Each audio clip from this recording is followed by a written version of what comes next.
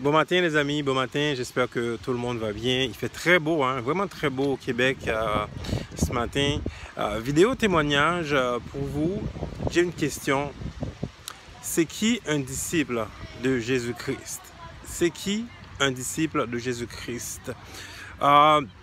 Imaginez-vous, hein, Jésus-Christ, un homme simple, un homme qui a vécu sa vie, 30 ans de sa vie, comme tout le monde, a vécu comme un homme ordinaire pendant 30 ans. Et à 30 ans, il a fait un discours extraordinaire et a commencé à parler du royaume de Dieu. Et aujourd'hui, plus de 2000 ans plus tard, beaucoup de gens ont cru. Jésus a transformé la vie de beaucoup de personnes. Des millions de personnes racontent la gloire de Jésus, racontent la gloire de Dieu. Beaucoup de gens aujourd'hui témoignent que Jésus-Christ est vraiment le sauveur de l'humanité. Alors, c'est qui un disciple de Jésus-Christ? Moi, j'ai été à l'église pendant 39 ans. 39 ans de ma vie, j'allais à l'église tous les dimanches. Je suivais beaucoup de doctrines, je suivais les pasteurs, je regardais plein d'affaires. Je n'avais pas compris la croix.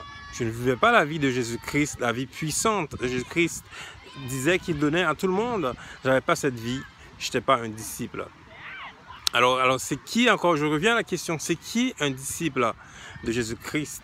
C'est qui en 2018? Quelqu'un qui va à l'église tous les dimanches, quelqu'un qui écoute des messages, qui regarde des vidéos sur Facebook, sur YouTube, partout. Comment toi tu te dis être un disciple de Jésus-Christ?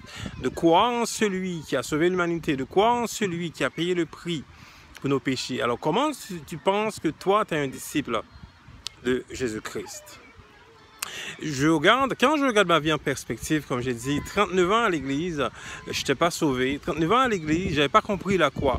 39 ans à l'église, je n'avais pas compris la puissance de la croix, la grâce que j'ai reçue en Dieu. C'est en 2014 que Dieu a changé ma vie au total. Quand j'ai fait un pas vers lui, là j'ai compris.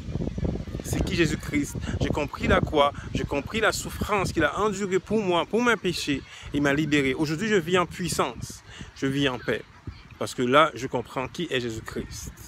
Je suis aussi un disciple. Pourquoi je suis un disciple? Parce que je comprends la croix, je comprends la souffrance de Jésus-Christ, je comprends qui est Jésus.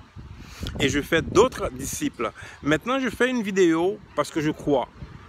Il y a beaucoup de gens qui vont à l'église, ils vont juste à l'église parce qu'ils sont religieux. Ils vont à tous les dimanches, ils vont à l'église, ils font beaucoup d'affaires, beaucoup d'actions, mais sans vivre la vie de Jésus, sans vivre cette vie puissante.